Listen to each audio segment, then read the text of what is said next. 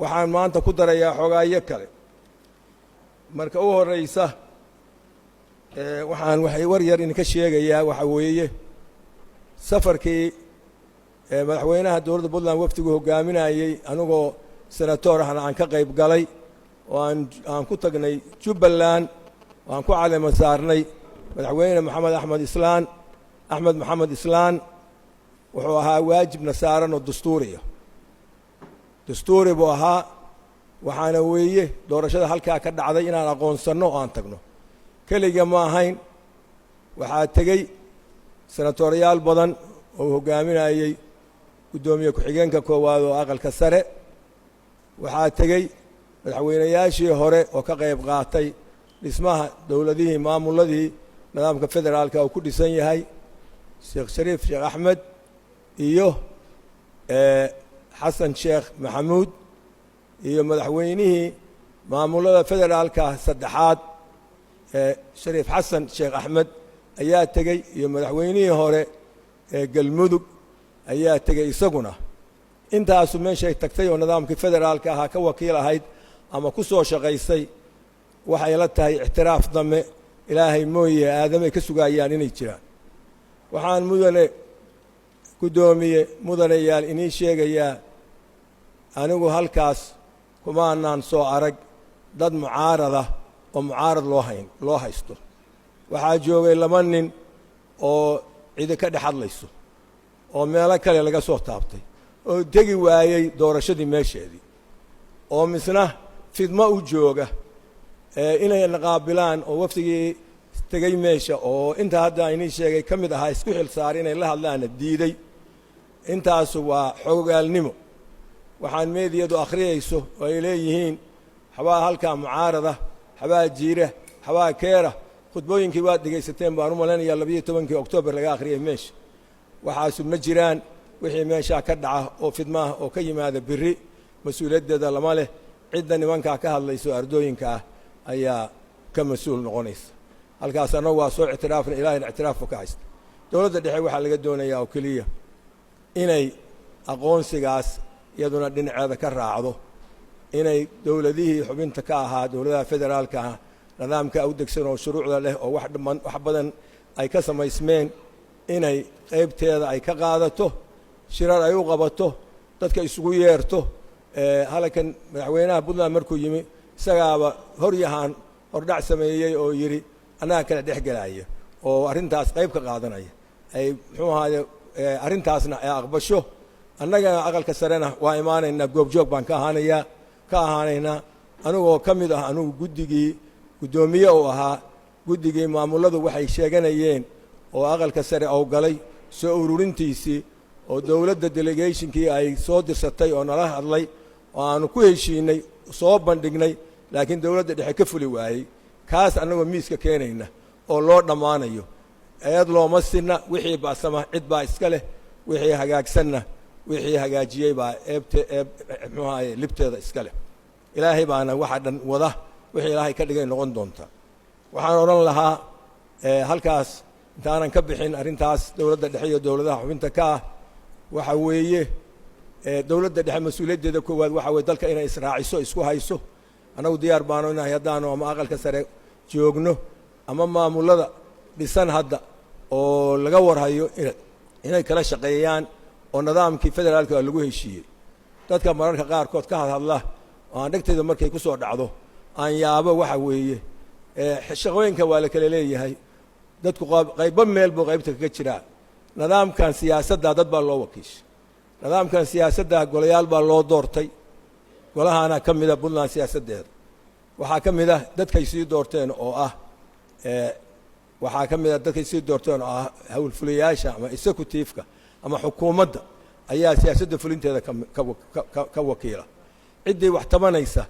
nidaamka u degsan dalka oo dastuurkaaba ay dib ugu noqonaysaa xisaabtankana waxaa ku leh golaha wakiilada ku leh dadka dibadda ka hadlaya ama culimo ha ahaadeen ama odayaal dhaqameed ha ahaadeen ama dad siyaasiyiin hore ah oo iyagu meelahaas marna aan soo gelin meelaha siyaasadda laga maamulo galayaasha dowladda aan soo gelin ha ahaadeen ama dad shaqadoona ha ahaadeen cid kastoo hadlaysa waxa weeye codkooda way leeyihiin oo dadku waa hadli karaa laakiin kuma hadli karaan wax burburin ah ama meel ka dhac ka ah nidaamka dhisan oo dalka ah oo la isku raacay kama hadli karaa dad baa waxay sheeganayaan in magaalooyin kale ismasruufaan dad baa waxay sheeganayaan in cashuurta iyaga keliya laga qaado waxaan rabaa inaan wax yar uga noqdo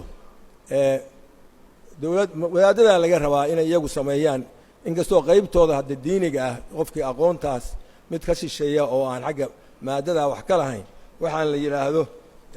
loo yaqaan al-amru bil ma'ruf wa nahyu 'anil munkar anigu midaan dambe hadda aan sheegayo waxa weeye al-amru bil ma'ruf wa nahyu 'anil munkar ki dawliga ah weeye baan sheegaya waxa weeye nidaamka dawliga wixii ka baxsan waa munkar cidii rabsho ka wada dawladaha systemka dawladdu u dhisan tahay halkan waxa weeye laba leeyar weeye dawladdu sideedaba nidaamka federaalka waxa weeye saddex heer weeye aqal saddex dabaqa weeye dabaqa u hooseeya oo dawladaha hoose dabaqa ku xiga oo labaadna waa maamulada Puntland oo kale iyo Jubbaland iyo ka mid yihiin labada maamul iyaga ay soo simaada dawladda dhexe dabaqa saddexaad weeye uma soo gudbi karo midka u hooseeya dawladda hoose waxa weeye nidaam walba wali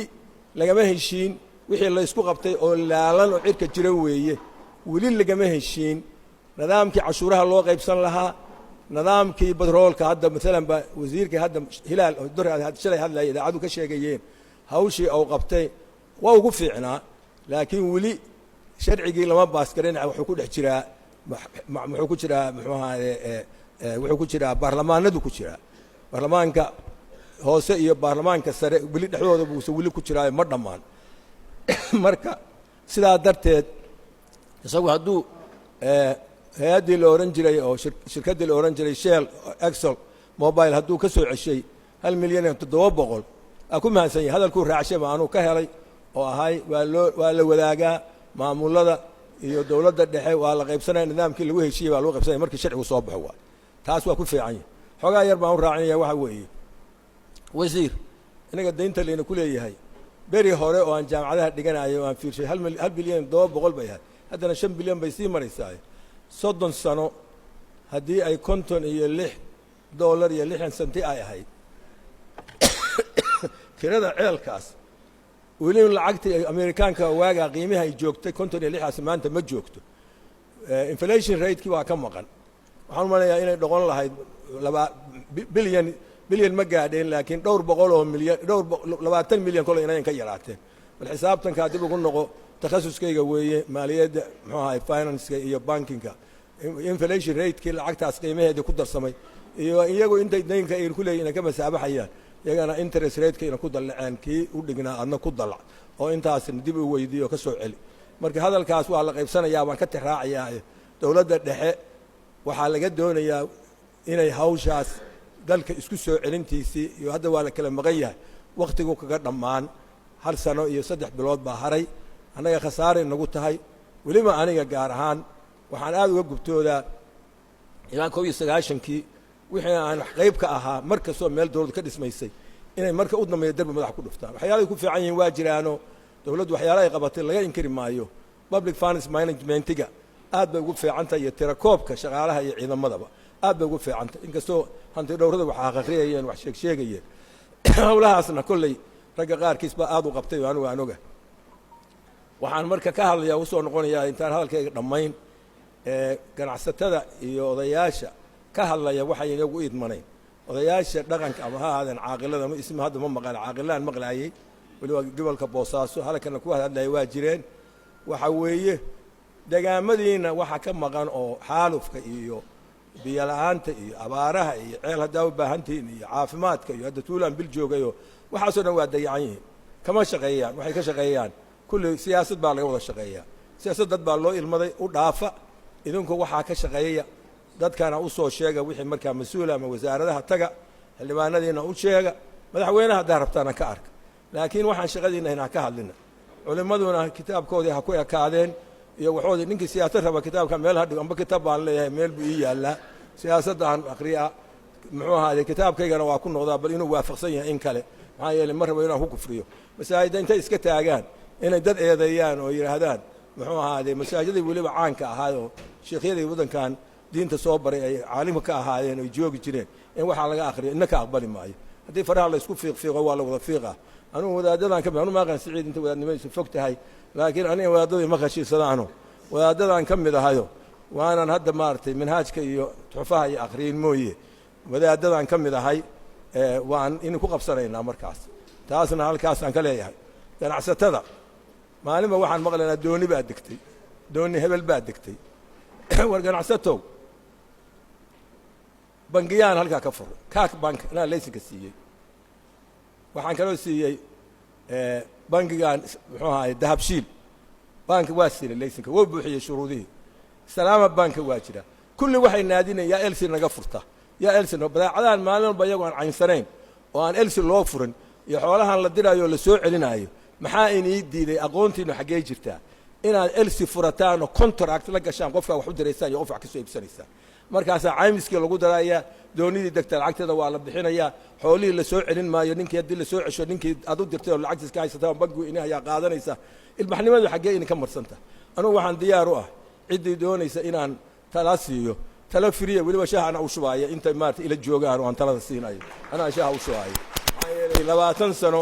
oo kariir bankin ah oo aan laamaha export importkan soo maray waxay jaamacaddayda koowaad waa muxuu ahaye waa economics and commerce tayda labaad waa public business administration banking and finance wixii kale oo soo raacana takhasusyo kale oo haddee xiriirka caalamiga ah oo international trade ku jidho weeye war baad iska qaadataan muxuu ahaye taladaas iska bilaashka ah dalkan anugu ugu deeqayaae idinku ilaalin karmaysaan dadka xoolaha inii dhibtaa ka khasaarana xoolihii nimanka maamulaya khasaarahaas lagu leeyahay haddeer baa loo qabsado taasaan anigu leeyahay intaa ka bacdi waxaa ii haray waxaa weeye dowladda waxaan leeyahay dad baa magaceeda sheegta waa dowladda puntland oo ku dulaaltama oo dad ugu hanjaba oo suuqa gashada in iyagu dowladdan dhiseen wasiiraday sheeganayaan xildhibaanadii qaar sheeganayaan inay keeneen aniga xataa maalmahan laysoo gala anu waaba aamusnaaba marka madaxweynahana waan ka arkayaa dadka caynkaasa taayiradii hadalkan la gubaayay haddaan waraystay dadka gubaaya dadka caraysan bay u badnaayeen uma badnayn dadkii dhibaatadu gaadhay oo xaqa u lahaa iyagu inay mudaaharaad sameeyaan laakiin ay taayir gubin oo buuq sameeyaan waxa weeye dhulka nabadha loo daayo dadka wax sheeganaya dadka laga qabto haddaan dawladdu qaban annagaa qabanayna geedkii timirka aan u fariisanayaa wallahi hal maalin magaala laga saaraya ma garatay assalaamu calaykum waraxmatullaahi wabarakaatu